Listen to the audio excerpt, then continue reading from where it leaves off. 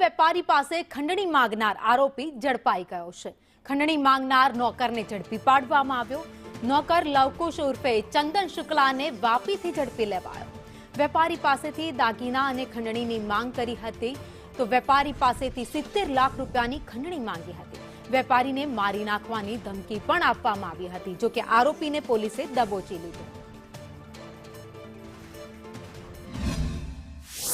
अंदर आश्रे 70 लाख रूपिया दागीना તેમજ પ્રોપર્ટીના પેપર્સ છે એ રાખેલા હોવાનું ફરિયાદીએ પોતાની ફરિયાદમાં જણાવેલ। ત્યારબાદ જે આ લવકુશ જે છે એ ત્યાં લોકર સર્વિસીસની જગ્યા પર જઈને પોતાની ચાવી ખોવાઈ ગઈ છે એમ કહીને અન્ય બીજી ચાવી જે છે મેળવી લે છે અને ત્યારબાદ પોતાનો ફોન બંધ કરીને પોતાના વતન યુપી ખાતે નાસી જાય છે અને પછી ફરિયાદીને જણાવે છે કે તમે મને 54 લાખ રૂપિયા આપો તો હું જે છે તમને લોકરની ચાવી આપું।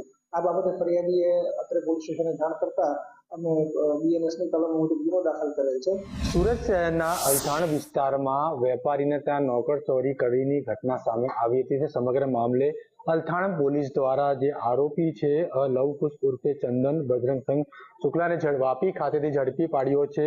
આ સમગ્ર બનાવની વાત કરવામાં આવે ત્યારે અલથાણ વિસ્તારમાં બિલ્ડિંગમાં રહેતા દીપ્તિબેન સંજયભાઈ મહેશ્વરીએ ફરિયાદ આપતા જણાવ્યું હતું કે 25 ડિસેમ્બરે તેમના ત્યાં ડીઆરએ છાપો મારી ગાર્મેન્ટ્સના અને ની અટકાયત કરી હતી અને મુદ્દામાલ પણ જે જપ્ત કરવામાં આવ્યો હતો। ત્યારે આ તકનો ગેરલાભ ઉઠાવી આ 9 વર્ષ જૂનો વિશ્વાસી લોકરે ચંદન ઉર્ફે ટંડવ બજરંગ શુક્લાએ તેમને કહ્યું હતું કે તમારા ત્યાં હવે જીએસટીની પણ રેટ પડી શકે છે તેવું તેમને ભરમાવ્યા હતા। તેમના વાતમાં જે વેપારી અને તેમની પત્ની આવી ગયા હતા। સમગ્ર મામલે તેમણે જે છે 1 કિલો સોનું અને દુકાનના દસ્તાવેજો ફ્લેટના દસ્તાવેજો તમામ વસ્તુ તેમને આપી દેવામાં આવ્યા હતા, પરંતુ પરત માંગતા તેમણે કહ્યું કે આ જે દસ્તાવેજ તમને નહીં મળે, મારા પર કરાવી દે તો તમને મળશે। સમગ્ર મામલે જે આક્ષેપો કરવામાં આવ્યા હતા તેને લઈને તેમને દ્વારા અલથાણ પોલીસ સ્ટેશનમાં ફરિયાદ નોંધવામાં આવી છે। ત્યારે પોલીસે સમગ્ર મામલે ફરિયાદના આધારે આરોપી લવકુશ જે છે શુક્લાને ઝડપી આગળની કાર્યવાહી હાથ ધરી છે। કેમેરામેન ભૂષણ ચૌધરી સાથે